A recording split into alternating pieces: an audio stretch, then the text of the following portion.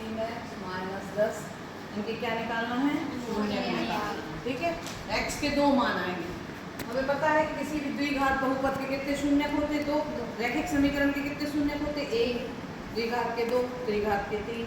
माने x के ऊपर जितनी पावर होती है उतने उसके शून्य होते हैं। तो यहाँ द्विघात है तो दो आएंगे। तो इसके लिए हमें क्या करना पड़ता है? हम गुणनखंड विधि से निकालेंगे। तो हमें अगल बगल की संख्या देखना पड़ती है। तो इसका कोई गुणक नहीं है, माने क्या कहलाया? एक। और इसका क्या है? 10। तो हम इसका ये पहला पद होता है। हम क्या करेंगे? अगल बगल की संख्या देखेंगे। इसमें कोई गुणांक कुछ नहीं लिखा। मान लो यहाँ 2 लिखा होता तो 2 रहता, लेकिन यहाँ कुछ नहीं है, माने क्या है? 1। और यहाँ क्या है? 10। तो 10 एकम 10। अब बीच का पद कितना है? 3 -3 है। बीच का पद कितना है? -3।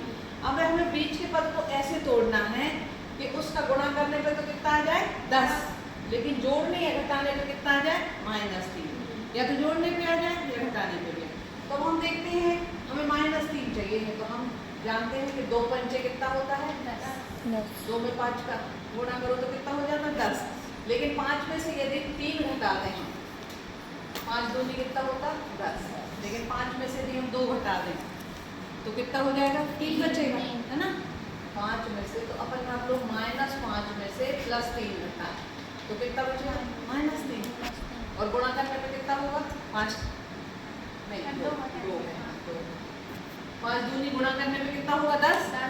और -5 में से +2 घटाने पे कितना होगा?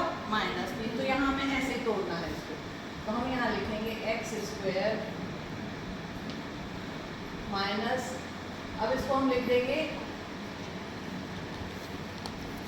-5 + 3 x - 10 तो बराबर हो जाएगा x² + 5 नहीं -5 चाहिए माइनस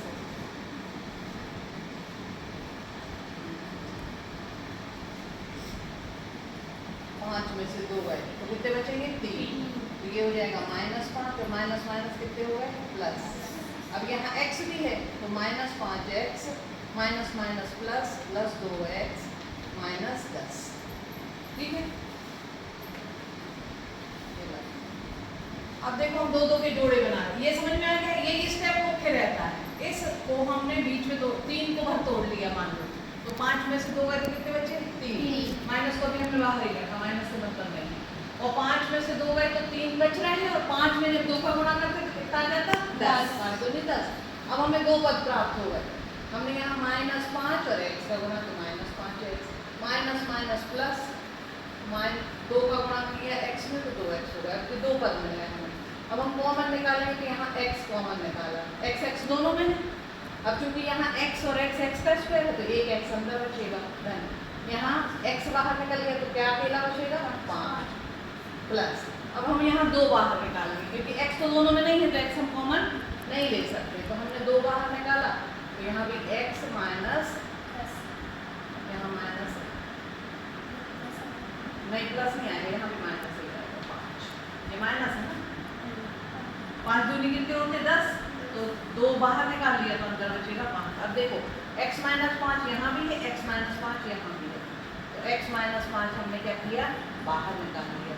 बाहर निकाला तो अंदर क्या बचेगा? x + 2। ठीक है, अब हम यहाँ लिखेंगे x - 5 बराबर 0 और x + 2 बराबर 0। तो x बराबर 5, x बराबर -2। तो इसके 5 और -2 ये 2 के आगे इसके 0 का